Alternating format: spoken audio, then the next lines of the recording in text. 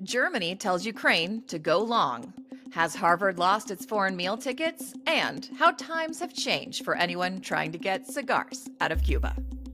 I'm Christina Ruffini. Welcome to One Decision in Brief. Here with me, of course, is Sir Richard. Sir Richard, how are you today? Christina, I'm extremely well, and I hope you are too. I do want to talk to you about some of the key decisions we saw around the world this week. One of the main ones that stands out to me, and I don't know how you feel about it, is Germany kind of stepping up and getting more involved in Ukraine and saying Ukraine, it's going to help Ukraine develop its own long-range missiles and some other really significant, at least seemingly significant shows of military support there. What does that say to you? It's a huge deal, and I think it's really important, particularly in terms of European security, because the background is key. I mean, Scholz had originally promised a significant increase in the German defense budget, but never really followed through. You now have a commitment from Merz. Bearing in mind, he's actually kept the same defense minister who was in Scholz's government. It's called Pistorius, who's a social democrat. But I was in Germany a couple of weeks ago in Hamburg, and whilst I was there, Pistorius actually said that it was Germany's intention to spend 5% of GDP on defense by 2030. Now, that is massive. It's not just huge, it's massive.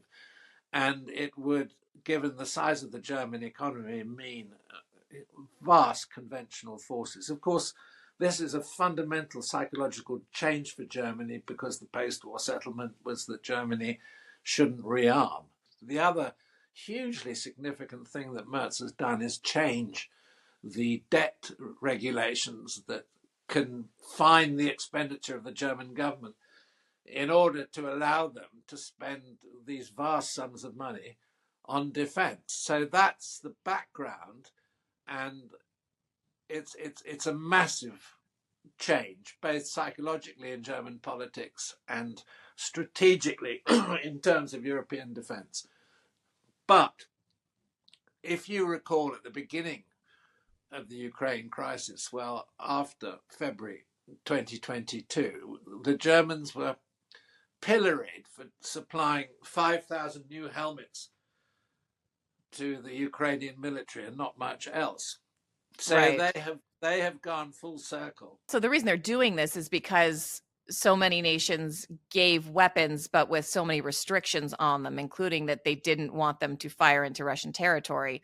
So this seems like a fundamental shift. And I'm wondering, I mean, I don't expect the United States to follow suit, but I wonder if we'll see some of those restrictions lifted, more from the UK and from France and other players in the sphere. Well, the Germans have lifted this range restriction on the weapons that can be used Right. in Russia. And I think it's pretty clear that the French and the English, British supplies are going to go the same way. So that's also a strategic change. And I mean, basically, you have Germany stepping up to the plate to eventually replace what the Americans have been doing in terms of supplying the Ukrainian military. I mean, this is going to take months. It's not going to take. The question is what happens in the intervening months. So there is a problem there.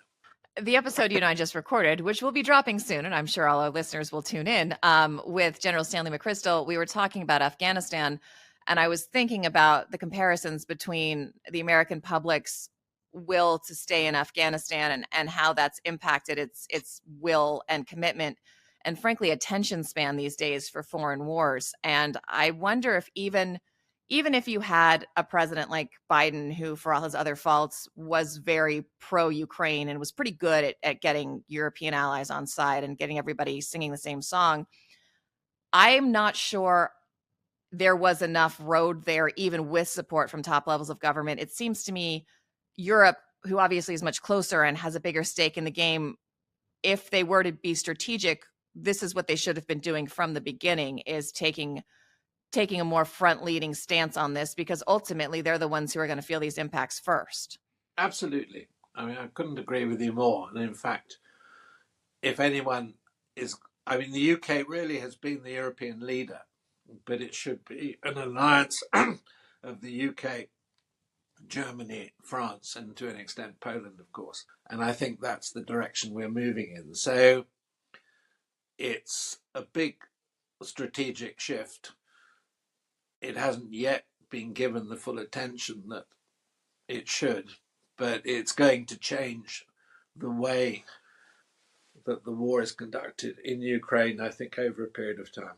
I also want to ask you about what's going on here in the US with Harvard University. Obviously, the Trump administration has taken aim at quite a few universities, including Columbia and some others, under the impetus of these protests that you saw, these pro-Palestinian protests that you saw kind of chaotic last year and through the summer.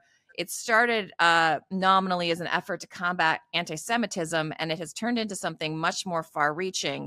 And a lot of schools have complied, allowing the administration essentially to audit clubs, activities, and giving kind of the government unprecedented access. Harvard has gone the other way, and Harvard has pushed back pretty hard, and Harvard is now paying the consequences for that, including the administration has tried to cancel all foreign student visas to Harvard. Now, one of the things about Harvard is a lot of the students are foreign students because it is the preeminent educational facility in the United States, and they do so many international studies. They really like a diverse student body population.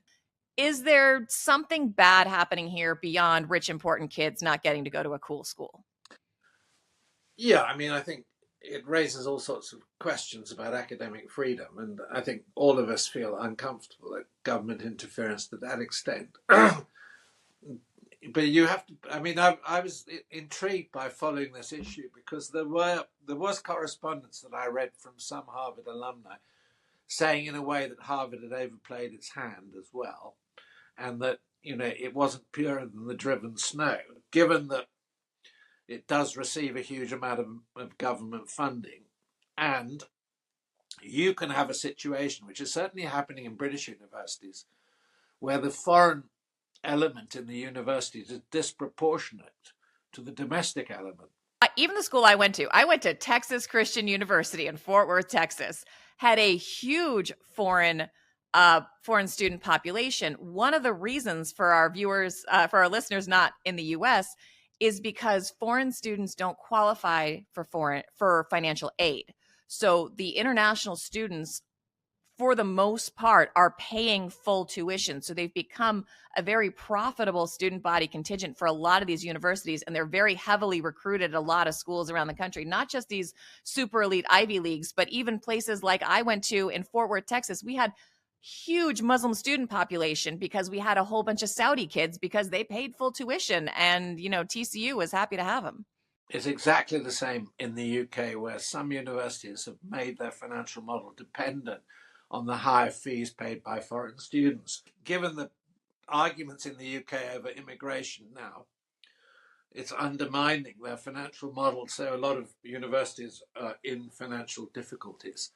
And of course, another aspect to this is that bright British kids can't necessarily get in to the universities that they would like to go to because a number of the places have been reserved for high fee paying foreign students.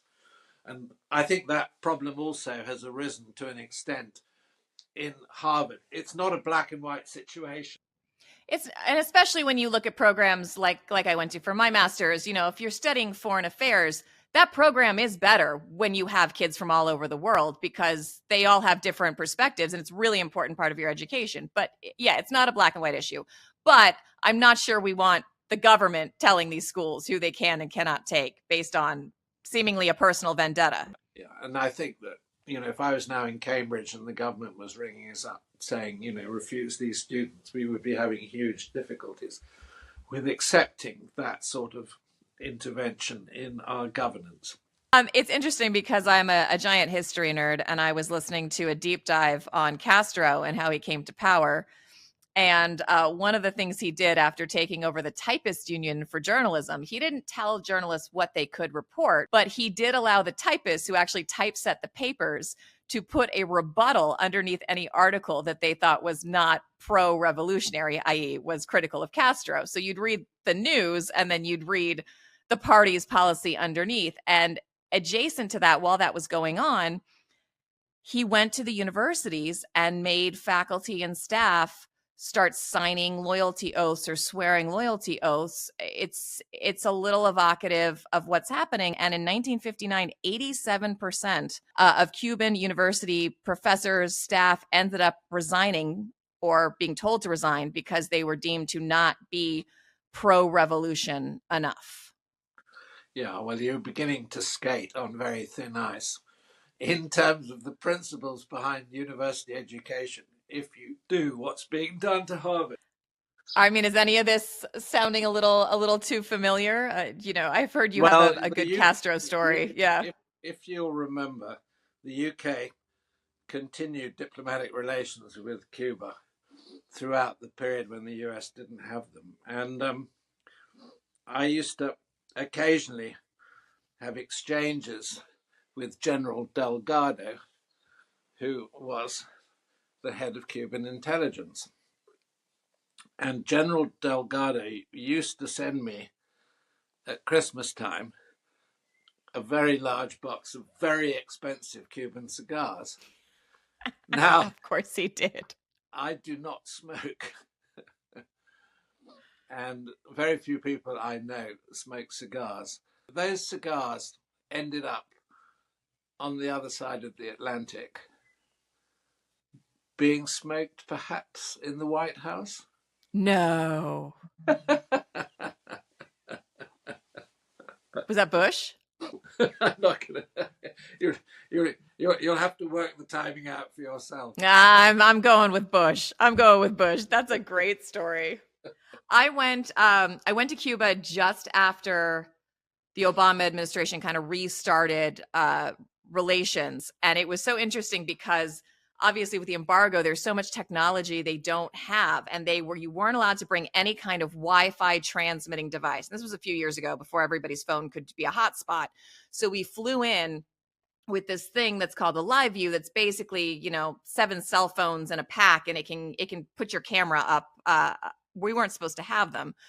And the customs guys, I went with the cameraman. He had like 18 cases. And at the last minute, we said, there's so much gear here. They're not going to know what this is. They've not seen it before. Like, let's just let them search through all the gear and get confused. And at the last minute, somebody said, you know what, Christina, why don't you hide it in your stuff? So I took this little device and they searched. When I tell you, we were there for 2.5 hours. They searched every piece of equipment in my giant, muscly, bald cameraman's bags. And then they came over to me and said, hello, I hope you have a nice time in Havana. And I said, thank you, and just pushed my cart right out the door. And that's how we got on TV for the next week. But it's not quite as good as your Cuban story. But you were allowed to bring back Cubans at that point. Well, you couldn't import Cuban cigars into the United States. But of course, no one was going to look in my bag when I brought them in. Yeah, I think your bags are safer than my bags, Sir Richard, because yours come with, armed guards and the power of the British government. So I can't quite beat that. Particularly given where they were going. All right. I think we'll leave it there for this week. Sir Richard, thank you so much. And everybody, please listen to our full episode this Thursday with retired General Stanley McChrystal. Of course, be sure to follow us on all our socials and subscribe to our YouTube for exclusive content like explainers and interviews with world leaders. I'm Christina Ruffini. I'm Sir Richard Dearlove. Thanks for listening, everybody. See you next time.